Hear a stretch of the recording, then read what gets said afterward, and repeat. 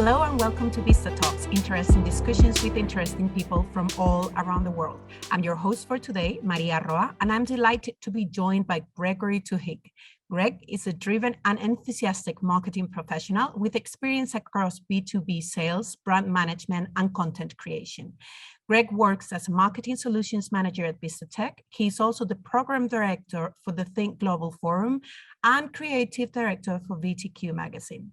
Greg, you're very welcome to the show. Thank you for having me. Let's move on. I have a number of areas I would like to discuss today. You have been working for quite a few years in the localization industry. This career choice was always your dream or just a coincidence? Tell us a little bit about how you started and what do you like about this industry? Just a little bit about my background. So I have a master's in marketing, and I worked in some marketing roles and business development roles before joining Vistatec. But when I joined Vistatec, I didn't really know much about the localization industry at all. And the more I learned about it when I started, I kind of realized how important it is, first of all, but also how much of an unsung hero it is. Because I knew so little about it, but it's everywhere. It's all over the world. Every brand needs it. Every international company needs it. To some extent, they really do. And then, with my background in marketing as well, it aligned very well, because the whole idea of localization is about how do you want your company represented across the world, and how do you want it represented in each locale. So it's kind of a central idea that marketing and localization kind of aligns. So I found that really interesting and quite exciting, because it was a whole new avenue of marketing that I never really knew about. Yeah, I think it's funny you said you didn't know what the localization industry was when you started, because the same thing happened to me. Like I found out about the role and they told me it's localization industry, and I was like, what? What is that? I've never heard of it. I've been working 17 years in marketing and I didn't know this industry existed. Yeah. Maybe we need to do some VistaTalks about what is localization or why do we need it? Because I really think everyone should know more about this industry because it's so important. Yeah, and for anyone joining the industry, it would be I think it's so useful to just have a beginner's guide to localization as well. Like I learned everything that I could when I started, but it was a steep learning curve because there was so much that I didn't know about it, but now I know a lot more than I did. Yeah, 100%. They told me, well, just think about it as if it was a translation industry. But once I got in, it's so much bigger. I mean, it's not only about translation. And as you said, it's really important. So yeah, we should do something like that. We should work on it. Yeah. Anyways, since we are talking about localization, I did find out also, now that I'm just joined, that this is the world's most culturally diverse industry. Is it as inclusive as we think? What do you think could be done in terms of inclusivity? I think as an industry, localization is quite diverse, because the whole idea behind localization and a central purpose of localization is to break down barriers and to make information more accessible across the world. So I think from that perspective, I think diversity, it's achieved in localization, but it's actually very important to the actual business aspect of the company, which is really interesting. I think there is obviously, more can be done, not just in the localization industry, but I think in a lot of industries across the world, more can be done in terms of gender balance, and, different cultures. So I think there's obviously still work to be done across the world, but I think the localization industry has a really good head start with diversity, and as well as that, it's a very female-led industry. Mm-hmm. So in terms of gender balance, it's great because it's there's already more progress there than maybe even in the technology industry, a lot of digital business, they're making a lot of progress in terms of the gender balance. But I think localization is kind of ahead in that regard. Yeah, I think it's, as you say, it's not that the industry is inclusive or needs to be, sorry, it's not that it needs to be inclusive, it's that it is inclusive because Yeah. we do need people from all around the world, every ethnicity, every religion, whatever, just to get to the clients, prospects that other companies want and need. I think it's great, actually. I think it's for sure, one of the most inclusive industries I have ever met. Yeah, and it's like it's definitely the most inclusive industry that I've worked in. And you even just in small ways, like the people that you work with every day can Yeah. be anywhere in the world, which is so cool. You know, pre-pandemic when we were in the office, it was really great to just, you know, hear so many different languages being spoken around you, Mm. people from loads of different countries. And I had never experienced that before, such a like culturally diverse workplace. Yeah. And I really love it because I think people are just a bit more open to collaboration and working in different ways as well. Because different cultures, you have different, you know, procedures or different opinions on how something should be done. And in an industry like this, you have to be open to learning and you have to be open to other people's ways of doing things, and you know, learning how to meet in the middle somewhere, or you know, doing something that you might not have done a certain way. Yeah. So I really like that as well because I get to learn a lot from people. Yeah. There is so many things we can learn about people who are different from us in any way. Yeah. I think that's amazing. Also, I would like to talk to you about translation technology. There's been a lot talking going on lately. What impact do you think it will continue to have on the localization industry? Well, I think it's definitely a hot topic right now.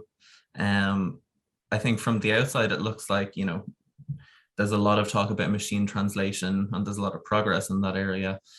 So I feel like that will continue, but it's hard to know exactly how the human element of that will play in, or will people ever fully trust machine translation? Is it possible? Because there will always need to be a human element of some kind. But again, I'm not an expert in this area, but that's what it looks like from a non-expert perspective anyway. I don't know what you think about it. Well, I do think, as you said, the human element cannot be missed. We would still need it. I think technology is really great for um, things that are done the same way always, but that's something that doesn't happen in Mhm. translation. I'm sorry to say that, but as a Spanish speaker who watches movies in English, French, Portuguese, even, sometimes I do leave on the subtitles in Spanish and I recognize it's completely wrong because the same word, like, for example, in Spanish, earring and pending, you use the same word. Right. And sometimes if the sentence is really short, it's really complicated for a machine just to guess which one you're saying. So I Mhm. did see something like, this is earring. No, this is pending, you know. I Yeah. know it sounds weird, but for me, I think the human factor will always need to be there, at least to check that the machine did their job properly, because these type of things can happen. Yeah, exactly. I think you always need to have the context of what the word is in, and if you don't have that, then the translation is going to be, you know, it's Yeah. not going to be good quality. It could be completely wrong. So, yeah, it's Yeah, and in very localization, interesting. there is so much more apart from translation. As we said, you know, you need to know specifically in each country which words are used. In Spanish, we do not use the same words in Latin America Yeah, than in Spain, not even in Latin America, just like Colombia than Spain. Some words that we use for them are like naughty words or something. And for yeah. us, it's just like something normal, you know, and the same thing happens backwards. So you really need to take that into account too. It's not only translating words at the end. Yeah, very true. I know that from I'm learning Portuguese at the moment, Oh, great. and I'm still at a very basic level. But you know, the people in my life that speak Brazilian Portuguese are Mhm. always telling me about the differences between Brazilian Portuguese and European Portuguese. Yes. And you know, it's one of those things that there actually are quite a lot of differences. Um, just the way that people speak, the words that they use, it's very different. So it's kind of interesting to see this other whole new element of, Yeah. differences between, one country and another. It's similar to like US English and, UK English. But I think there's probably even more differences. Do you know, I actually have like quite a funny story that happened just by translating words. That is when I first went to live to the States, I was only 16. I knew no English. Well, I had learned at a school, but I learned like window, table, and stuff like that. Didn't even know how to pronounce it. So I remember one day, 16-year-old me going to my host mother in Kentucky, which crazy. I ended up there, but going there and asking her, do you have a rubber? And she was like, I swear, like the surprise face that she had was like crazy. And she's like, oh, you mean a rubber band for your hair? And I was like, no, normal rubber. And she was like, a normal rubber? Maria, do you mean an eraser? And I was like, no, a normal rubber. I didn't know in English. I mean, I knew the basic words, pencil, table, rubber. So, and she's like, okay, let me see what you need it for. And I was like, come, and took her to my room. I think she was so scared of what she could find there, because at the end, rubber does not have the same meaning in the States that in England. And I had learned British English. So she was like, oh my gosh, she's taking me to her room. She needs a rubber. Oh my goodness, what is she doing? She's only 16. And I open and I show her my drawing and I'm like, rubber, normal rubber. And she was like, Maria, you need an eraser. Do not say that word ever again here. Do not ask anyone in class for a rubber because that means condom. And I was like, what? So yeah, I think really, like, as I say, machine translation can be great for some things, but the words that are just not the same, they don't mean the same, even if it is the same language in different countries. So we for sure need to check into that. Yeah, definitely. Well, I would like to also talk about the Think Global Forum. I know you're the program director. Could you explain to our audience what is the forum and your role in it? Yeah, sure. So the Think Global Forum is Vistatec's thought leadership and events program. And it was set up a few years ago by Simon Hodgkins, our CMO, and the founder of the Think Global Forum. And it's really a community platform, or it's a way that people can engage with each other and network among the industry. So what we do is we host a lot of events across, we've held events across Europe and in the United States as well. And it's really about getting people together, giving them an opportunity that they wouldn't normally have to network with other people in the industry. We get speakers in, and we usually have a theme or a few different topics, or we focus on a specific industry in each event. And then it's really just about sharing ideas. We have a boardroom session where people can, come and talk about it openly and freely, which, it's really great because people really appreciate it as well. Because there's not an awful lot of events like it in the industry. So I think people really appreciate the opportunity to get that. And about my own role, since I joined Vistatec, I've been to a lot of the events. I've gotten to meet a lot of clients, which is great. I'm kind of very much in the background helping out with our events manager, trying to, make sure everything is in order and organized, because it takes a lot of preparation. Just to give the marketing team some kudos. We do put in a lot of effort into those events. Of course, that was pre-pandemic, when we were able to have in-person events. And nowadays, within the past 2 years, obviously everything's moved online, and we've had to maybe rethink how we do things. We've had opportunities to do more than ever before because, we're not limited by having to have a physical room and having to get people there. There's obviously no travel costs and stuff like that. So in some ways, we have more opportunities to invite new people in and get people more involved because it's easier for them to fit that around their schedule. So, I think, we had such a huge attendance rate at the Think Global Forum Summit week last year, which was held in March online. And, we had basically a different speaker every day. We had a different panel every day, and focusing on kind of like a different theme. And it was great because some people, attended so many each day. Some people could only attend one. So people were able to just join in when they could in their working day, which, I think speaks to how different the world is now that we all work from home the majority of the time. But again, it's just about getting people together and, trying to learn something from one another, which I think is really powerful. It is for sure. Now that you're talking about virtual events and remote working, I know that Vistatec has been having remote working as a constant since the start of the pandemic. What are the benefits for this model? Do you think this has impact your work in any way apart from virtual events? Yeah, I mean, I think the way that I work has definitely changed, because on one hand, you don't have a boundary between work and home. And so it's important to kind of set those boundaries for yourself. So that, you're not like checking emails late in the evening when, you wouldn't usually be. So, you have to be more conscious of that and working from home. And I think it's actually a very powerful thing at the same time because, you can work a lot smarter than you've done before.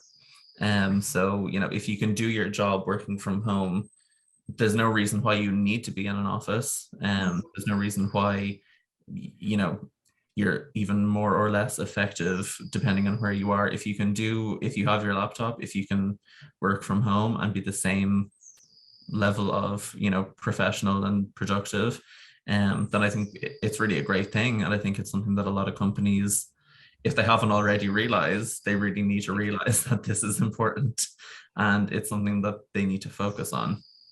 Yeah. And, obviously there's, since there's been more progress of, people going back to the office and, being able to work in a hybrid model or maybe a rotational model or something like that, it does pose some challenges as well to companies, because if everyone can work from home, do they need to continue, paying for renting out an office or, paying for a property? Especially, if it's hybrid, you might only have half the people in the office at one time. So there's all this empty space. So it's something that I think people need to think about as well.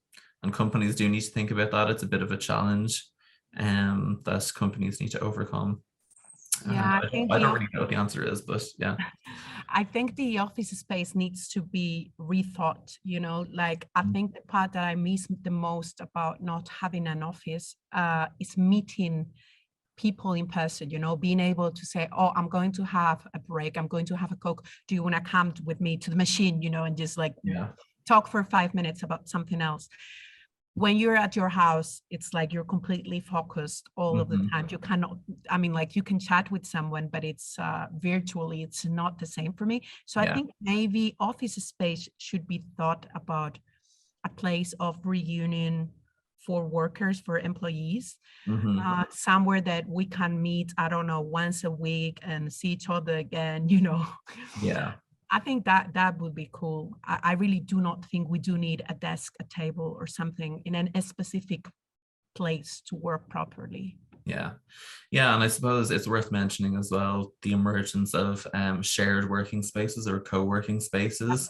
Like there's definitely in Dublin, there's been a few that have opened in the past couple of years. And I have a feeling that they might become more popular, or there might be more of a demand for those. Because it does solve the problem of, do we have a physical working space, or do we just all work from home, but we, have a shared working space that you can just go to have meetings maybe a couple of times a week. I think that'll probably be a lot more of a viable solution. Yeah. So it'll be very interesting to see how that progresses. Okay. Well, and this is one of my last questions, I promise, but you being a marketing expert, I can help to ask, how do you see marketing changing in the future? And how do you think this will impact the work we do? Yeah, well, I mean, I suppose with all things, I think technology and the way that marketing teams use technology is going to really have an impact, and it has already.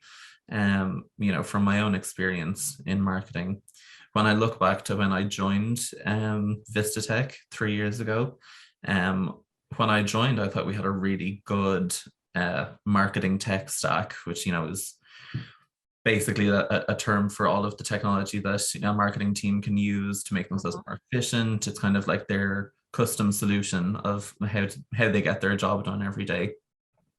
And I thought we had a very good grasp of that.